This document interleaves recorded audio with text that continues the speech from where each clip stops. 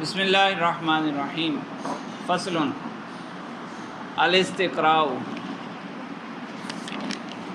فرمایا تھا کہ دلیل و حجت کے 3 حصے ہیں، ایسا ہی تھا نا؟ حجت کی مباحث 3 قسم پر ہے: قیاس، استقراء اور تمثیل۔ قیاس کو تفصیل سے بیان کر دیا، اب اس کے بعد استقراء ہے اور تمثیل ہے۔ یہ پہلے بھی ذکر کر دیا تھا کہ قیاس سے حاصل ہونے والا نتیجہ، حکم، وہ یقینی ہوتا ہے، اور استقراء اور تمثیل سے حاصل ہونے والا حکم یقینی نہیں ہوتا۔ تو استقراء اور تمثیل ہیں کیا؟ پہلی فصل میں استقراء کی بات ہے۔ الاستقراء هو الحکم علی کلین، یہ کلین نہیں ہے، علی کلین بتتبع اکثر الجزئیات۔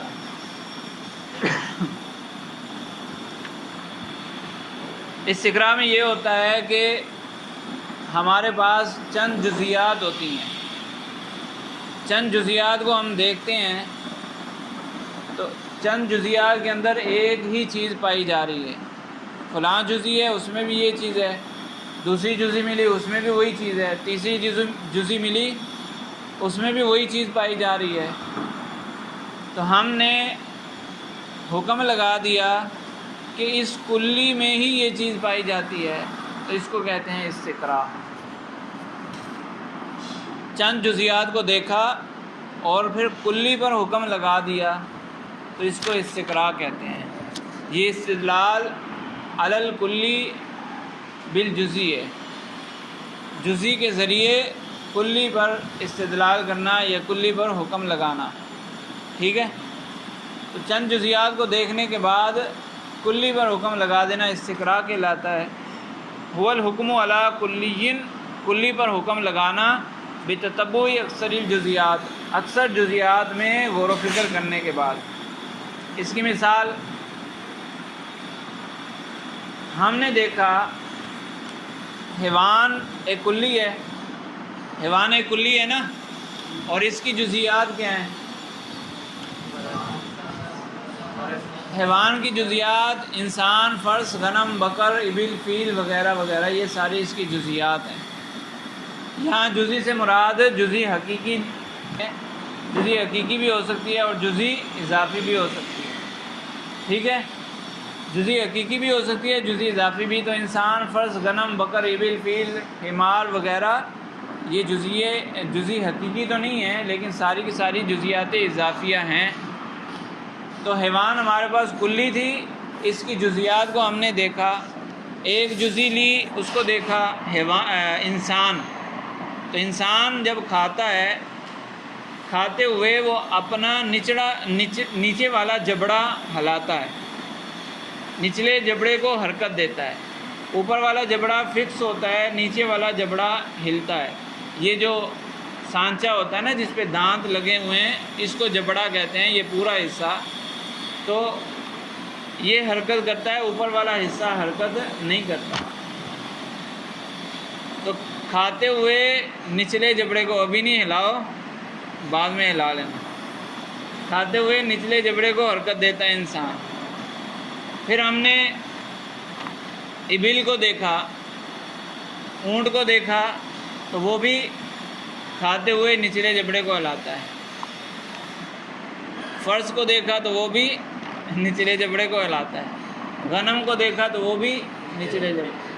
ہم نے 10-12 جزئیات دیکھ لیں، حیوان کی 10-12 جزئیات دیکھی، جب ساری ہی کھاتے ہوئے نچلے جبڑے کو ہلاتی ہیں۔ اب کیا فرض کے طور پر ہلا رہے ہو؟ جب سارے ہی نچلے جبڑے کو ہلاتے ہیں تو ہم نے حکم لگا دیا کلی پر، حیوان پر حکم لگا دیا کہ ہر حیوان کھاتے ہوئے نچلا جبڑا ہلاتا ہے۔ یہ ہم نے حکم لگا دیا، لیکن کیا ہم نے حیوان کی ہر جزئی کو دیکھ لیا؟ حیوان کی ہر جزئی کو دیکھنا ممکن ہی نہیں ہے۔ کتنی جزئیات ہیں پتہ ہے؟ کتنی جزئیات ہیں حیوان کی؟ کتنی جزئیات ہیں نہیں معلوم۔ تو ہر ایک کو دیکھنا ممکن ہی نہیں ہے یا انتہائی مشکل ہے، ہم نے چند کو دیکھ کر حکم لگا دیا، یہ ہوگا استقراء، کہ چند جزیات کو دیکھ کر کلی پر حکم لگا دینا، تو اس سے حاصل ہونے والا حکم یقینی نہیں ہوتا۔ تو اس کا مطلب یہ ہوا کہ ہو سکتا ہے ایسا کوئی حیوان ہو جو کھاتے وقت یا چباتے وقت نچلے جبڑے کو حرکت نہ دے۔ کا قولینا مثال انہوں نے ذکر کی ہے، کلو حیوان یحرک فکہ الاسفل عند المدغ، کہ ہر حیوان چباتے ہوئے نچلے جبڑے کو حرکت دیتا ہے۔ یہ ہم نے حکم لگایا ہے، کلی پر حکم لگا دیا، لیکن کیسے لگایا؟ لأننا استقرئنا، ہم نے استقراء کیا، غور و فکر کیا۔ استقراء کا معنی بھی ذکر کر دیا، ای تتبعنا، ہم نے غور و فکر کیا۔ کس میں غور و فکر کیا؟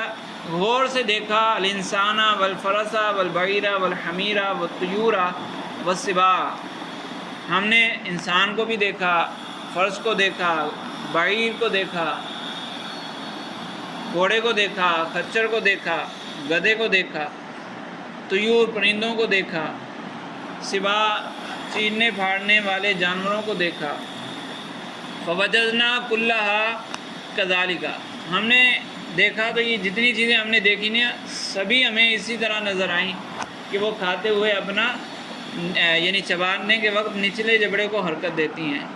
فحکمنا بعد تتبع هذه الجزیات المستقریۃ، تو ان استقرائی جزیات کو دیکھنے کے بعد ہم نے کلی پر حکم لگا دیا، اور ہم نے کہہ دیا کہ انا کل حیوان یحرک فکہ الاسفل عند المدغ، کہ چباتے ہوئے ہر حیوان نچلے جبڑے کو حرکت دیتا ہے۔ والاستقراء لا یفید الیقین، استقراء سے یقینی علم حاصل نہیں ہوتا۔ یقین تبھی ہوگا جب ایک ایک جزی کو دیکھ لیا جائے، کوئی جزی ایسی نہ ہو جو اس سے خارج ہو، کوئی جزی باقی نہ بچے، سب کو دیکھ کر حکم لگایا جائے تو یہ یقینی حکم ہوگا۔ تو یہاں تو ایسا نہیں کیا جاتا، کچھ جزیات کو دیکھ کر کلی پر حکم لگا دیا جاتا ہے، اس لیے یہ حکم یقینی نہیں ہوتا۔ وَإِنَّمَا يَحْصُلُ الظَّنُّ الْغَالِبُ، ہاں ظن غالب حاصل ہو جاتا ہے، غالب گمان حاصل ہو جاتا ہے، یعنی اکثر ایسا ہی ہوگا کہ حیوان کے جو افراد ہیں وہ چباتے ہوئے نچلے جبڑے کو حرکت دیں گے، تو غالب گمان تو حاصل ہو جائے گا لیکن یقینی حکم حاصل نہیں ہوگا۔ لجواز اللہ یکون جمیع افرادی حاضل کلی بحاضل حالت، کیونکہ یہ ممکن ہے کہ اس کلی کے تمام افراد اس حالت میں نہ ہوں۔ ہو سکتا ہے کوئی فرد ایسا بھی ہو جو چبانے کے وقت نچلے جبڑے کو حرکت نہ دیتا ہو، کما یقال، جیسا کہ کہا جاتا ہے، ان التمساح لیس علی ھذی صفۃ بل یحرک فکہ الاعلی، کہ جو مگرمچھ ہے وہ چبانے کے وقت اوپر والے جبڑے کو حرکت دیتا ہے۔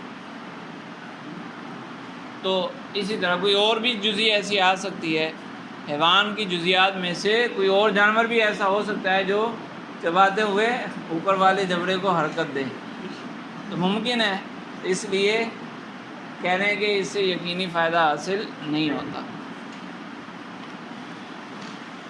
تو یہ استقراء ہے، مختصر سی بات ہے، چند جزیات کو دیکھ کر کلی کے لیے فیصلہ سنا دینا، یہ استقراء ہے۔ سمجھ آ گئی؟ فصل التمثیل، تیسرا دلیل کا تیسرا حصہ وہ ہے تمثیل۔ تمثیل یہ وہی اصول فقہ کا قیاس ہے، اصول فقہ میں جو آپ قیاس پڑھتے ہیں وہی والا قیاس ہے۔ یہ ہوتا کیا ہے، ایک جزی کا حکم معلوم ہوتا ہے اور دوسری جزی کا حکم معلوم نہیں ہوتا۔ جس جزی کا حکم معلوم ہوتا ہے اس میں پھر ایک علت نکالی جاتی ہے، غور و فکر کر کے ایک علت نکالی جاتی ہے کہ اس جزی میں یہ حکم کیوں پایا جا رہا ہے، اس کی وجہ کیا ہے۔ وہ وجہ نکلی، اس وجہ کو کسی جو دوسری جزی تھی جس میں حکم معلوم نہیں تھا، دیکھا کہ یہی وجہ اس جزی میں پائی جاتی ہے یا نہیں پائی جاتی، اگر پائی جاتی ہے تو وہی حکم وہاں منتقل کر دیا، تو اس کو کہتے ہیں تمثیل۔ ٹھیک ہے، تو اصول فقہ کے قیاس میں یہی تو ہوتا ہے، اصول فقہ کا جو قیاس ہے وہ یہی ہوتا ہے کہ قرآن میں حدیث میں ایک چیز کے بارے میں یہ حکم ذکر ہوا اور ایک دوسری چیز ہے جس کا حکم قرآن و حدیث میں نہیں ملتا، تو پھر جس کا ذکر قرآن و حدیث میں ہے، جس کا حکم موجود ہے، اس کی ایک علت نکالی جاتی ہے، وہ علت اگر دوسری چیز میں پائی جا رہی ہے تو یہی حکم دوسری چیز میں منتقل ہو جاتا ہے۔ تو اصول فقہ والوں کا قیاس اور منطق والوں کی تمثیل ایک چیز ہے۔ التمثیل وهو اثبات حکم فی جزئی لوجودہ فی جزئی آخر۔ تمثیل کیا ہوتا ہے کہ ایک جزئی میں پائے جانے والے حکم کو کسی دوسری جزئی میں ثابت کرنا، لمانن جامعین مشترکن بینہما، اور ایک جزئی کا حکم جو دوسری جزئی میں منتقل ہو رہا ہے وہ ایک علت کی وجہ سے ہو رہا ہے جو دونوں میں پائی جا رہی ہے۔ تو ایک جزئی کا حکم معلوم ہے، اس کی علت نکالی گئی، وہی علت دوسری جزئی میں بھی پائی جاتی ہے، تو حکم کو بھی وہاں پر منتقل کر دیا۔ کقولنا العالم مؤلف فہو حادث کالبیت، بیت گھر کا حکم ہمیں معلوم تھا کہ یہ حادث ہے، کہ یہ خالی پلاٹ تھا، ابھی 1 سال ہوا ہے یہاں ایک عمارت تعمیر ہوئی، تو یہ عمارت، یہ بیت کیا ہے؟ حادث ہے نا۔ حادث کا مطلب جو پہلے نہ ہو بعد میں بنے، تو یہ بیت، یہ عمارت حادث ہے، اس جزئی کا حکم ہمیں معلوم ہو گیا۔ دوسری جزئی ہے عالم، پورا عالم، یہ دوسری جزئی ہوئی، اس کا حکم ہمیں معلوم نہیں ہے، تو ہم نے غور و فکر کیا کہ بیت جو حادث ہے، بیت پر جو حکم لگا ہے نا حدوث والا، یہ کیوں لگا؟ غور و فکر کر کے اس کی علت نکالی گئی، تو وہ علت ہے مؤلف ہونا، مرکب ہونا، چند چیزوں سے مل کر بنا ہونا۔ گھر کیسے بنتا ہے؟ مختلف چیزوں سے مل کر بنتا ہے نا، اس میں اینٹیں لگتی ہیں، بلاک لگتے ہیں، سیمنٹ لگتی ہے، سریا لگتا ہے، پانی استعمال ہوتا ہے، پھر پتھر استعمال ہوتا ہے، مختلف چیزیں استعمال ہوتی ہیں نا، ایسا ہی ہے۔ تو مختلف چیزوں سے مل کر بنتا ہے، اس کا مطلب وہ مختلف چیزیں پہلے جدا جدا تھیں، اب ان کو جمع کر دیا گیا تو یہ گھر بن گیا، بیت بن گیا۔ تو یہی علت، مختلف چیزوں سے مل کر بنا ہوا ہونا، یہی علت عالم میں بھی پائی جاتی ہے۔ عالم بھی بہت ساری چیزوں کا مجموعہ ہے نا، عالم بہت ساری چیزوں کا مجموعہ ہے، مل کر ہی عالم بنتا ہے، اکیلا تو نہیں ہے، ایک چیز تو عالم نہیں ہے نا، بہت ساری چیزوں کا مجموعہ وہ عالم ہے۔ تو وہی علت یہاں پر بھی پائی گئی، لہذا ہم نے کہہ دیا کہ عالم بھی حادث ہے۔ گھر حادث ہے تو عالم بھی حادث ہے، کیوں؟ کیونکہ گھر میں مؤلف ہونا، مرکب ہونا پایا جا رہا ہے، اور یہی مرکب ہونا عالم کے اندر بھی پایا جا رہا ہے، لہذا عالم بھی حادث ہوا۔ اس کو کہتے ہیں تمثیل۔ سمجھ آئے کہ نہیں آئی؟ تو فرماتے ہیں اس بات و حکم فی جزئین لوجودہ فی جزئین آخر، ایک جزئی میں ایک حکم پایا جا رہا ہے، اسی حکم کو کسی دوسری جزئی پر لگا دینا، کیوں لگانا؟ لمانن جامعین مشترکن بینہما، ایک ایسی، معنی کا مطلب علت، ایک ایسی علت کی وجہ سے جو دونوں کے درمیان پائی جا رہی ہے۔ کقولنا العالم مؤلف فہو حادث کالبیت، جیسا کہ ہم کہیں کہ عالم مؤلف ہے، مرکب ہے، لہٰذا وہ حادث ہوگا، جیسا کہ بیت جو کہ حادث ہے اور مؤلف ہونے کی وجہ سے حادث ہے، تو عالم بھی حادث ہوگا۔ اب یہ تو بات ہو گئی کہ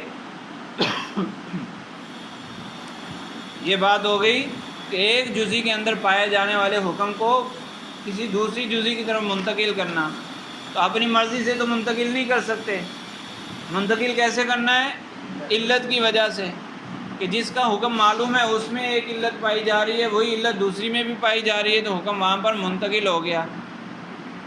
تو جس جزئی کا حکم معلوم ہے اس حکم کی یہ علت ہے، اس کو ثابت کرنا پڑے گا۔ جس جزئی کا حکم معلوم ہے یہ حکم اسی وجہ سے لگ رہا ہے، وہ وجہ ثابت کرنی پڑے گی، تبھی تو حکم وہاں پر منتقل ہوگا۔ یعنی پہلے تو یہ ثابت کرنا پڑے گا کہ اس حکم کی علت یہ ہے، پھر یہ ثابت کرنا پڑے گا کہ یہ علت وہاں پائی جا رہی ہے۔ تو جب علت پائی جائے گی تو معلول پایا جائے گا، علت آ جائے تو معلول کا آنا ضروری ہوتا ہے نا، تو علت ثابت کرنی پڑے گی۔ ایسا نہیں ہے کہ اپنی مرضی سے کوئی علت بنا دی، یہ حکم ہے تو اس کی یہ علت ہے، یہ علت وہاں پائی جا رہی ہے لہذا حکم منتقل ہو گیا، نہیں، ایسا نہیں ہوگا۔ دلیل دینی پڑے گی کہ اس حکم کی یہی علت ہے، وہ دلیل دینی پڑے گی۔ تو دلیل کیسے دی جائے گی؟ وہ فرما رہے ہیں کہ وَلَهُمْ فِي إِثْبَاتِ أَنَّ الْأَمْرَ الْمُشْتَرَكَ عِلَّةٌ لِلْحُكْمِ الْمَذْكُورِ، کہہ رہے ہیں یہ ثابت کرنا ہو کہ فلاں چیز ہی اس حکم کی علت ہے، اس کے لیے اصول فقہ والے بہت سارے طریقے ذکر کرتے ہیں، ان کے پاس بہت سارے طریقے ہیں۔ ایک طریقہ تو یہ ہوتا ہے قرآن پاک میں خود ہی بتا دیا جائے، قرآن پاک میں ہی ذکر ہو کہ اس حکم کی یہ علت ہے، تو اب اس کو ثابت کرنا پڑے گا، الگ سے ثابت کرنے کی ضرورت نہیں۔ حدیث میں بتا دیا جائے کہ یہ علت ہے تو پھر الگ سے ثابت کرنے کی ضرورت نہیں ہے۔ تو بعض اوقات حکم کے ساتھ علت بھی بیان کر دی جاتی ہے، تو علت بیان ہو جائے تو الگ سے ثابت کرنے کی ضرورت نہیں، وہ ثابت ہو گئی۔ تو اصول فقہ والوں کے پاس بہت سارے طریقے ہیں اس علت کو ثابت کرنے کے لیے کہ اس حکم کی یہی علت ہے، اس کو ثابت کرنے کے لیے بہت سارے طریقے ہیں۔ مذکورۃ للحکم المذکوری طرق عدیدۃ لہم، یعنی اصول فقہ والوں کے پاس طرق عدیدۃ کئی طریقے ہیں، مذکورۃ فی الاصول جو اصول فقہ کی کتابوں میں مذکور ہیں، والعمدۃ فیہا طریقان، اور ان میں سے دو طریقے بڑے بہترین ہیں۔ احدہما الدوران عند المتاخرین والقدماء کانوا یسمونها بالطرد والعکس، ایک طریقہ وہ ہے کہ جس کے نام دو ہیں، متقدمین اس کو طرد و عکس کہتے ہیں اور متاخرین اسی کو دوران حکم کہتے ہیں، دوران کا نام دیتے ہیں، چیز ایک ہی ہے نام دو ہے۔ تو پہلا طریقہ ہے طرد و عکس یا دوران کا۔ طرد و عکس و دوران ہوتا کیا ہے؟ یہ ثابت کر دیا جائے ہم جو جس جزئی کا حکم معلوم ہے نا اس میں سے ایک علت نکالی اور ہم نے کہا اس حکم کی یہ علت ہے، تو ثابت کرنا پڑے گا یہ علت ہے۔ وہ کس طرح ثابت کرنا پڑے گا؟ ہمیں کچھ اور مثالیں ڈھونڈنی پڑیں گی۔ ہم کہیں گے دیکھو یہ علت فلاں جگہ پائی جا رہی ہے تو یہ حکم بھی فلاں جگہ پایا جا رہا ہے، یہ علت فلاں جگہ موجود نہیں ہے تو یہ حکم بھی وہاں پر موجود نہیں ہے۔ اس کو کہتے ہیں دوران اور طرد و عکس، کہ جہاں جہاں یہ علت موجود ہے وہاں وہاں یہ حکم بھی موجود ہے، جہاں جہاں یہ علت نہیں ہے وہاں وہاں یہ حکم بھی موجود نہیں ہے۔ تو اس کا مطلب یہ ہوا کہ اس حکم کی یہی علت ہے، لہٰذا یہ جو جزئی ہے جس پہ ہمارا اختلاف ہے، اس جزئی میں چونکہ یہ علت پائی جا رہی ہے لہٰذا حکم بھی منتقل ہو جائے گا۔ سمجھ آ گئی؟ بس اتنا سا ہے، آسان سی بات ہے۔ دوران حکم اور طرد و عکس، اس کا مطلب یہی ہے کہ مثالوں سے ثابت کیا جائے کہ جہاں جہاں یہ علت پائی جا رہی ہے وہاں وہاں یہ حکم ہے، جہاں جہاں یہ علت نہیں ہے وہاں وہاں یہ حکم بھی نہیں ہے۔ تو دو طریقے ہیں، ان میں سے پہلا طریقہ دوران ہوا۔ دوران کا کیا ہے؟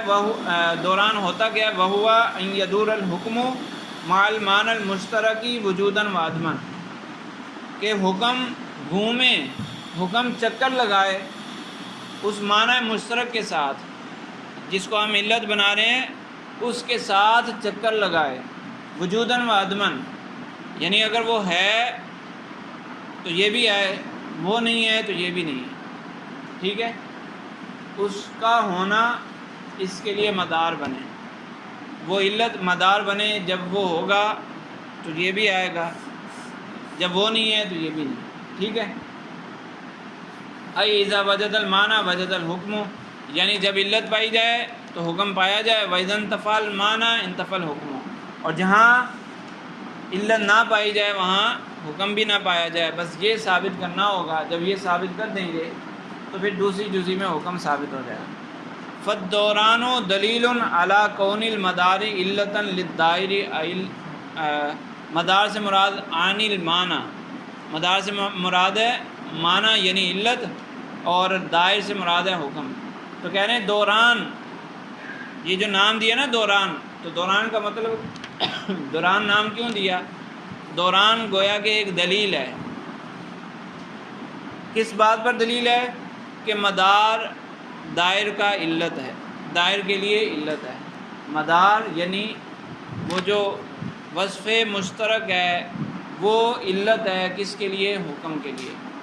سمجھ آئی کہ نہیں آئی؟ آگے سمجھ۔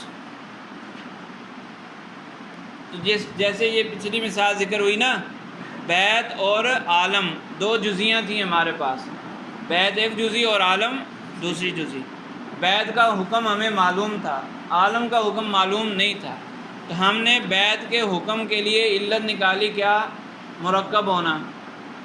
تو ہم مثالیں ڈھونڈیں، ہم نے کہا کہ یہ دیکھو یہ چیز بھی مرکب ہے، یہ موبائل یہ بھی مرکب ہے، اور یہ بھی حادث ہے، پہلے نہیں تھا بعد میں بنا۔ یہ کلاک رکھا ہوا ہے تو یہ بھی مرکب ہے، اس میں پلاسٹک ہے، شیشہ ہے، اور اندر کچھ اور پرزے ہیں، مرکب ہے۔ تو یہ بھی پہلے نہیں تھا بعد میں ہے۔ یہ کتاب ہے، یہ بھی مرکب ہے، یہ بھی مرکب ہے، تو یہ بھی پہلے نہیں تھی بعد میں بنی۔ تو جہاں جہاں مرکب ہونا پایا جا رہا ہے وہاں وہاں حکم پایا جا رہا ہے، یعنی حادث ہونا پایا جا رہا ہے۔ اور اللہ تعالیٰ مرکب نہیں ہے، علت نہیں پائی گئی، اور حادث ہونا بھی نہیں ہے وہاں پر۔ اللہ حادث نہیں ہے، اللہ قدیم ہے، ایسا ہی ہے۔ تو علت کچھ مثالیں وہ مل گئیں جہاں علت ہے تو حکم بھی ہے، اور کچھ مثالیں وہ مل گئیں کہ جہاں علت نہیں تو حکم نہیں۔ تو پتہ چل گیا یہی علت ہے، اس حکم کی یہی علت ہے۔ لہٰذا عالم کو بھی دیکھ لیا کہ عالم میں اگر تالیف ہے، مرکب ہونا ہے، عالم چونکہ مرکب ہے لہٰذا یہ بھی حادث ہوگا، ثابت ہو گیا۔ تو یہ ایک طریقہ ہے جس کو طرد و عکس اور دوران حکم کہتے ہیں۔ سمجھ آ گئی؟ چلیں یہاں تک کافی ہے، دوسرا طریقہ انشاءاللہ اگلے سمجھ۔